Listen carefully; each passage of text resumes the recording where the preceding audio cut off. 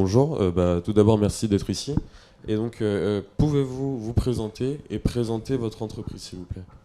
Donc, je m'appelle Sébastien Pochon. L'entreprise est une entreprise spécialisée dans la couverture et le bardage qui est dénommée la SRL Fontaine. On est une vingtaine de salariés composés de poseurs et de bureaux d'études. Et l'activité est en pleine croissance actuellement, même des difficultés avec du recrutement et là, la pénurie de matériaux qui s'annonce. Voilà, tout simplement. Merci beaucoup. À quel moment de votre vie professionnelle avez-vous fait appel à un expert comptable? Alors c'est tout simple, hein. C'est au moment du rachat de l'entreprise. C'est-à-dire que j'ai travaillé dans l'entreprise pendant une dizaine d'années et il y a eu un passage de main. Et c'est là que j'ai eu affaire à l'expert comptable pour pouvoir me monter des plans de financement et m'aider dans la démarche de reprendre l'entreprise. Merci beaucoup. Alors, est-ce que tout simplement vous pouvez vous présenter, premièrement? Gaëlle Mauban, je suis expert comptable au sein du cabinet Talent Saxe Conseil. Nous sommes 130 collaborateurs. Nous accompagnons donc nos clients au niveau comptable, fiscal, aussi en gestion de patrimoine dans plusieurs secteurs, dont notamment le secteur du bâtiment, travaux publics. Merci beaucoup. Comment avez-vous accompagné votre client dans cette première démarche?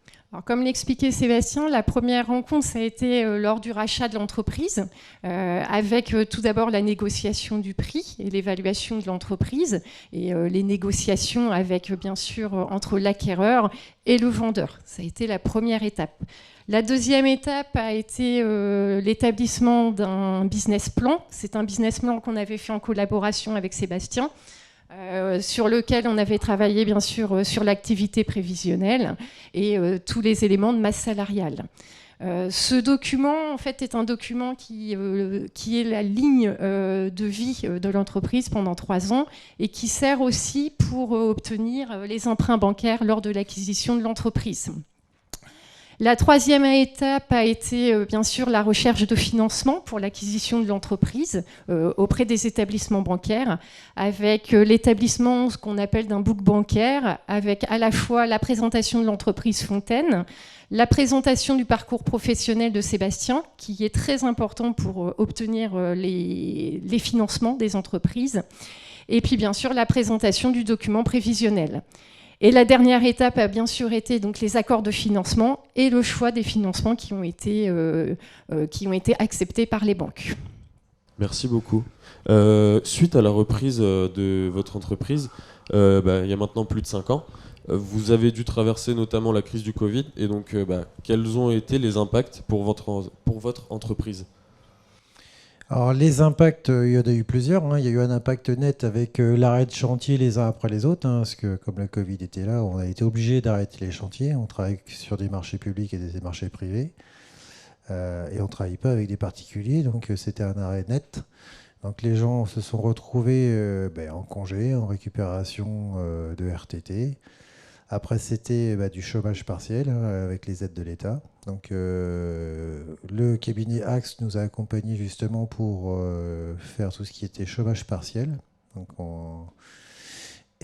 pour la remise en route, ça a été assez compliqué pour relancer la machine une fois que le Covid a été, entre guillemets, scindé pour pouvoir redémarrer. En termes de finances, on a quand même perdu un tiers de notre chiffre d'affaires sur l'année 2019-2020. Donc ça a été vraiment compliqué. Mais bon, il y a pire que nous, hein. On a pu travailler quand même. Merci. Pendant cette période de crise sanitaire, comment avez-vous accompagné donc vos clients du secteur du BTP?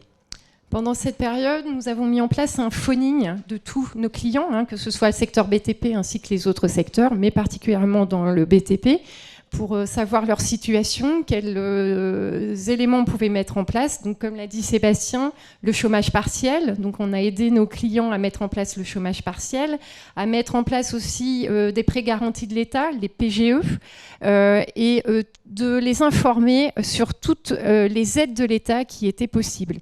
C'était vraiment un suivi quotidien avec une newsletter quotidienne et voire 2 fois par jour pour bien suivre l'actualité du Covid.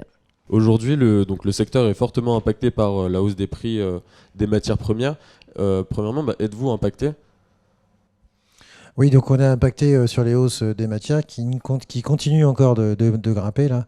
Grossièrement, le coût des matières pour notre entreprise, c'est à peu près 30% d'achat sur les matériaux, hein. On est majoritairement, on utilise de l'acier, donc ça a doublé, hein. En gros, c'était à peu près 1 000 € la tonne. Maintenant, on arrive à 2 000 € la tonne, donc ça devient très compliqué. Donc les hausses des prix, sur certains clients, ils ont du mal à les accepter. Les marchés publics, on a de la chance d'avoir des indices du BTP, donc ça se fait automatiquement. Peut-être pas à la hauteur de l'inflation qui est en cours actuellement. Merci. Alors, quels conseils pouvez-vous apporter à vos clients du BTP qui traversent donc actuellement cette crise de hausse des prix? Alors, quels conseils? C'est principalement des conseils de gestion et de suivi de chantier, et notamment de marge sur chantier. Ce qu'on conseille à nos clients, c'est effectivement faire des comptes de résultats mensuels avec le suivi du prix des matières et essayer effectivement, quand c'est possible, de répercuter les augmentations sur à la fois les devis, quand c'est possible, renégocier avec les clients. Donc c'est vraiment un point très important sur lequel on travaille. Aussi, un autre point, c'est le suivi de la trésorerie, puisqu'en fait, actuellement, les entreprises du BTP font de plus de stock qu'auparavant, et bien sûr, il faut le financer. Donc, le suivi de la trésorerie, peut-être aussi faire appel aux banques pour des besoins de financement, de besoins en fonds de roulement. Ça peut être indispensable pour la poursuite de l'activité. Merci beaucoup. Un autre enjeu du secteur est le recrutement. Le secteur est en expansion et de nombreuses entreprises recherchent des salariés. Est-ce que vous êtes dans ce cas? Et comment attirer les jeunes et les compétences vers votre métier? Donc oui, on est demandeur de salariés, hein, à tous les niveaux, hein, que ce soit en bureau d'études ou en administratif, que ce soit sur les chantiers. Malheureusement, le bâtiment a été un petit peu dénigré pendant un grand nombre d'années et on retrouve une difficulté à recruter. Donc on essaie plein de domaines pour pouvoir essayer de recruter les gens, mais on a vraiment des grosses difficultés, hein. Merci. Et enfin, donc, que pouvez-vous conseiller et comment intervenez-vous auprès de vos clients pour les aider dans leur politique salariale? On essaie d'aider nos clients sur 2 points particuliers. C'est d'abord la fidélisation des salariés, c'est-à-dire garder les salariés pour les maintenir dans l'entreprise. Cette fidélisation, on peut les aider pour mettre en place de l'épargne salariale. Aussi, il y a eu les primes Macron. Donc tout ça, on les aide pour la mise en place de tous ces process qui permettent de fidéliser les salariés. Et en deuxième lieu, pour les recrutements, notamment, on aide pour les aides apprentissage. C'est vrai que quand on a un apprenti qui est bien dans l'entreprise, il peut faire sa carrière dans l'entreprise et ainsi aussi le fidéliser dans l'entreprise. Écoutez, merci beaucoup. Merci à vous. Merci.